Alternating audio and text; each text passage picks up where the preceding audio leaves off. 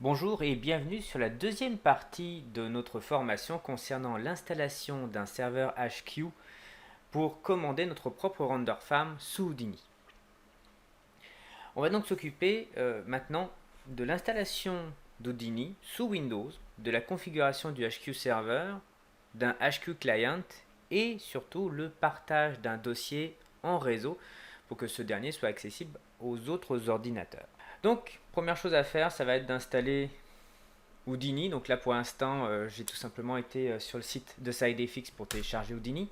L'installeur, en fait, fonctionne que ce soit pour un Houdini Apprentice, Houdini Indie ou Houdini FX. On va au travers de toutes les commandes et on commence enfin à arriver sur ce qui nous intéresse. Donc, vous allez être obligé d'installer donc Houdini, l'association de fichiers, le serveur de licence, puisqu'en effet, il va falloir qu'il prenne une licence s'il veut avoir le droit de faire des rendus sous Mantra ou de faire des simulations. Et on va installer le HQ Client et le HQ Server. Le HQ Server, on n'en installera qu'un seul. Il n'y a pas besoin d'installer plusieurs HQ Servers. C'est les HQ Clients qui sont importants, parce que c'est eux qui vont sur les esclaves pour faire le rendu. Concernant le Houdini Engine, pas besoin de plugin, sauf si vous en avez besoin de votre côté. On utilise tous les dossiers par défaut et on arrive à l'installation du HQ Server. Le HQ Server et le HQ Client n'ont pas besoin d'être installés sur des dossiers de partage. En revanche, il est intéressant de les avoir à la racine du disque dur car on pourra les trouver plus facilement, surtout avec les configurations que l'on fera plus tard. Sous Windows, le HQ Server est un service. C'est ce qui va se lancer en arrière-plan de manière automatique pour gérer sur un site internet, on verra ça plus tard, comment dispatcher les tâches. Je vais sélectionner le fait que je vais créer mon propre dossier partagé en réseau, donc pas besoin de le configurer pour l'instant. Puis ensuite on s'attaque au HQ Client. Donc lui, c'est lui qui va aller chercher sur un serveur pour savoir s'il a quelque chose à rendre. Par défaut, on a un localhost serveur local, c'est justement notre cas, vu qu'on installe le serveur sur le Windows sur lequel on va exécuter aussi le client, en fait il va regarder en local pour avoir des informations et pour savoir ce qu'il a à faire. Ne changez surtout pas le port, on en parlera plus tard d'ailleurs si vous avez quelques soucis. Là on arrive sur un point beaucoup plus intéressant, c'est le nom d'utilisateur et le mot de passe. Pourquoi ? En fait ce service client a besoin de certaines autorisations pour avoir l'accès à des dossiers partagés en réseau. On lance l'installation.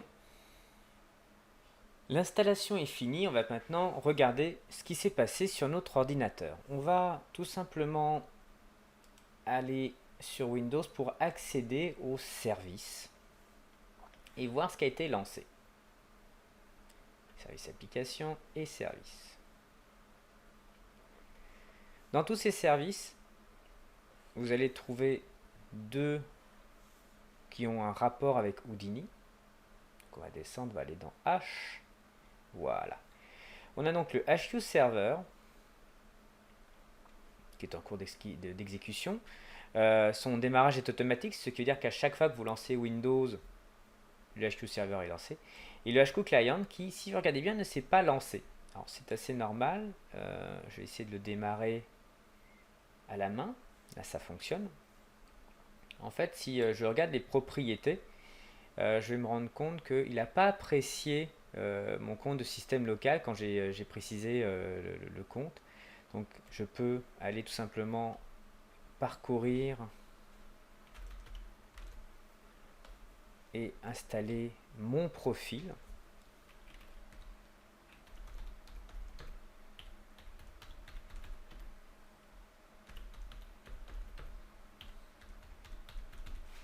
Voilà, on va appliquer.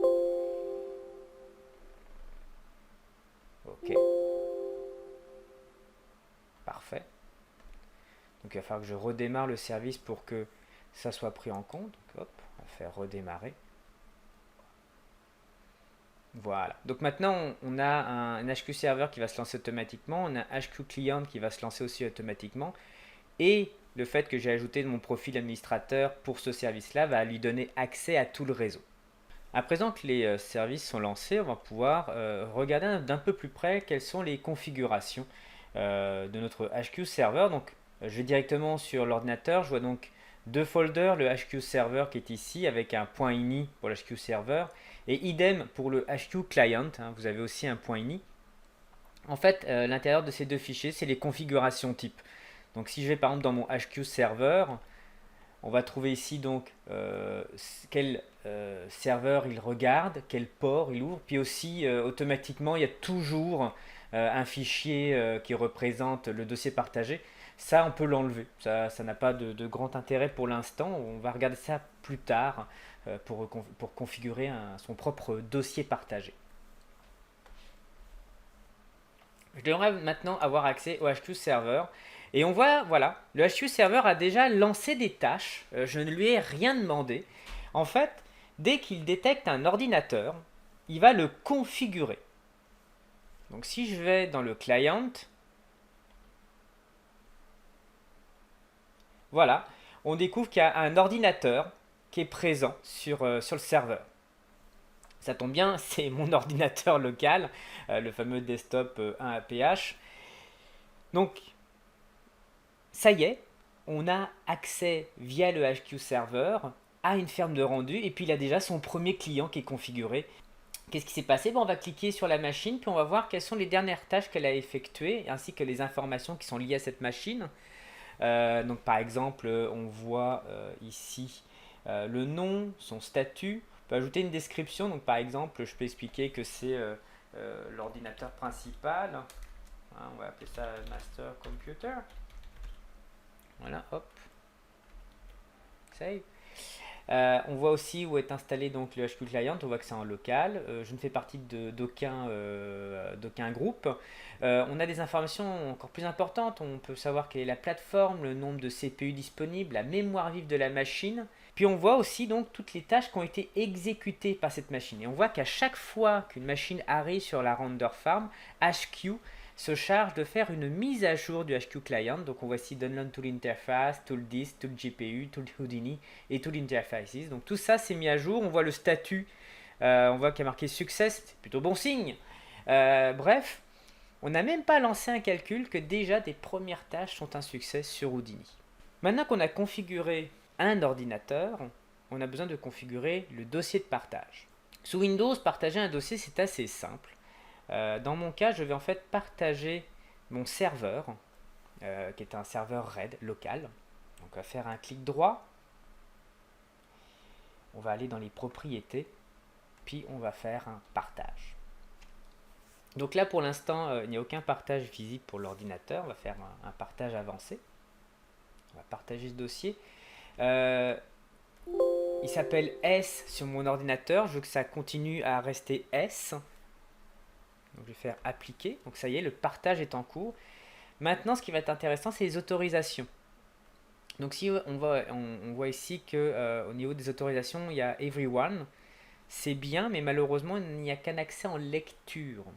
Alors, je peux tout simplement décider, par exemple, que au lieu que ce soit un everyone, je peux ajouter, par exemple, donc je vais peut-être mettre user. Ah voilà, user, ça il le comprend. Donc au moins tous ceux qui seront logués, reconnus par le système, je vais leur donner un accès total. En effet, il faut qu'ils puissent lire, mais il faut aussi qu'ils puissent écrire. Il faut pouvoir écrire des images, il faut pouvoir écrire des fichiers BGO, des assets et ainsi de suite. On va faire OK, appliquer, et voilà. Donc notre prochaine étape, ça va être de tester un rendu avec le RenderQ. On va faire le projet le plus basique du monde, ce qui veut dire on va faire une grille. Sur cette grille, on va mettre une sphère. Alors, je vous avais dit que je serais très basique. On va faire aussi une caméra, une lumière. Hop, environment light, pourquoi pas. Beaucoup de, beaucoup de techniques. Vu que l'on fait un rendu, on va aussi en profiter, par exemple, pour ajouter des matériaux.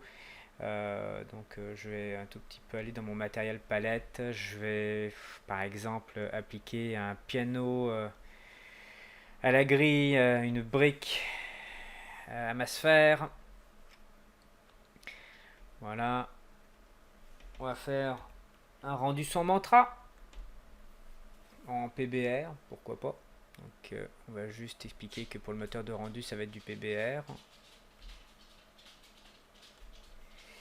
Il faut que je sauvegarde ce projet dans une arborescence, donc je vais faire le choix que le projet ait son arborescence sur le fameux disque dur S, Houdini projet, voilà, render qtest, accept. Puis je vais sauvegarder ce fichier sous le nom de rendertest01.